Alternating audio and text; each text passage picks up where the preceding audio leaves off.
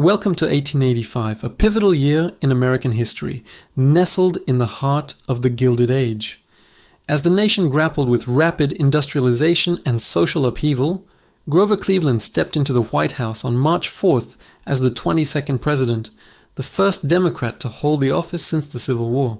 His inauguration marked a shift toward reform, with promises to curb corruption and expand civil service protections, echoing the Pendleton Act's lingering influence.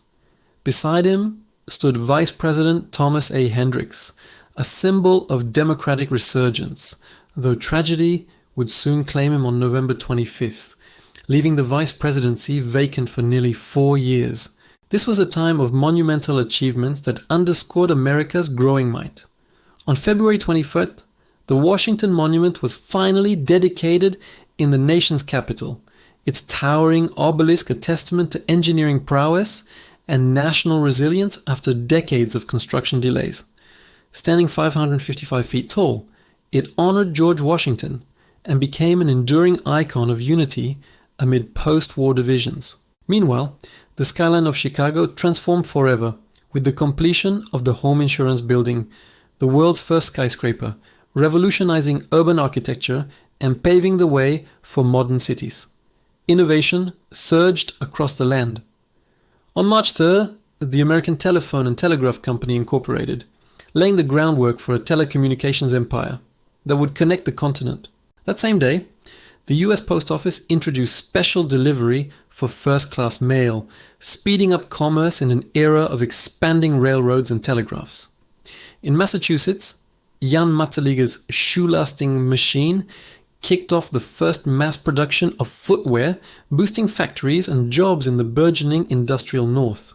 And on January 4th in Iowa, Dr. William Grant performed the nation's first successful appendectomy, a medical milestone that saved young Mary Gartside's life and advanced surgical techniques. Literature captured the era's complexities too. On February 18th, Mark Twain's Adventures of Huckleberry Finn hit bookshelves, a satirical masterpiece critiquing racism and hypocrisy along the Mississippi. Its raw portrayal of Jim, the enslaved man, and Huck's moral awakening challenged readers to confront the scars of slavery, influencing generations of American storytelling. Yet beneath these triumphs lurked deep tensions. The arrival of the Statue of Liberty on June 17th in New York Harbor aboard the French ship Isère symbolized hope for immigrants fleeing Europe's turmoil. Disassembled in two A-14 crates, this gift from France embodied Enlightenment ideals of liberty, with Americans rallying to fund its pedestal, raising $100,000 by August 11 through fairs and auctions. But this beacon of welcome clashed starkly with xenophobic violence targeting Chinese laborers. On September 2nd in Rock Springs, Wyoming, 150 white miners massacred 28 Chinese co-workers, wounding 15 more and driving hundreds from town in a frenzy of arson and gunfire.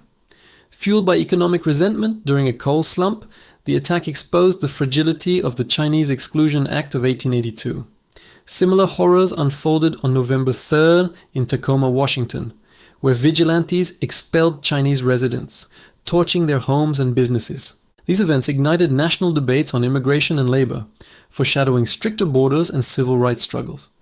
Native American communities faced renewed marginalization.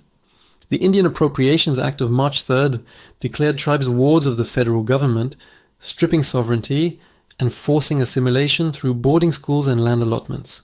This policy accelerated the erosion of tribal lands, a grim chapter in westward expansion. Sports offered a brighter escape. Baseball solidified as America's pastime. On October 17th, the National League set player salaries between $1,000 and $2,000, professionalizing the game. That month, John Ward formed the Brotherhood of Professional Baseball Players, the first union, empowering athletes against owners. The disputed World Series on October 24th saw the St. Louis Browns edge the Chicago White Stockings 13-4 in Game 7, tying the series at 3-3-1 and captivating fans nationwide. In boxing, John L. Sullivan defended his heavyweight title on August 29th in Cincinnati, introducing 3-ounce gloves and 3-minute rounds to the brutal sport. The year closed poignant notes. On July 23rd, former President Ulysses S. Grant succumbed to throat cancer in New York.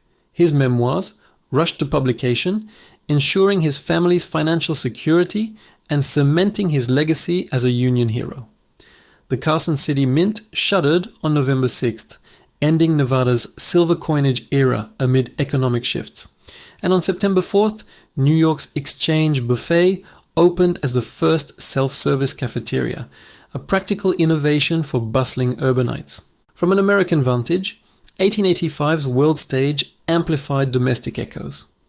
In Sudan, British forces received General Charles Gordon's final distress signal from Khartoum on January 2nd, a colonial crisis that highlighted Europe's imperial overreach and stirred US debates on isolationism versus global engagement. Canada's Northwest Rebellion saw Métis leader Louis Riel's forces clash with Ottawa at battles like Duck Lake in March and Batoche in May, reminding Americans of shared North American fault lines over indigenous rights and expansion. The Sino-French War raged in Vietnam, with the Battle of Nui Bop starting January 3rd, underscoring Asian colonial tensions that would later draw US involvement. On November 15th, King Leopold II of Belgium claimed the Congo Free State, igniting the scramble for Africa and raising ethical questions in US missionary circles about exploitation. Inventions abroad promised transformation. Carl Benz patented his gasoline-powered automobile on January 29th in Germany, a spark for the motor age that would revolutionize American roads by the 20th century. Louis Pasteur's successful rabies vaccination of Joseph Meister on July 6th in France advanced global medicine, inspiring US researchers and public health reforms. Even Gottlieb Daimler's Reitwagen, the first motorcycle, rolled out that year, fueling transportation dreams. In essence, 1885 embodied America's contradictions, a nation building skyscrapers and symbols of freedom while wrestling with prejudice and inequality. It set the stage for progressive reforms and imperial ambitions, reminding us that progress often walks hand in hand with pain. As Cleveland vowed in his inaugural address, the people must govern themselves, a call that resonates through time.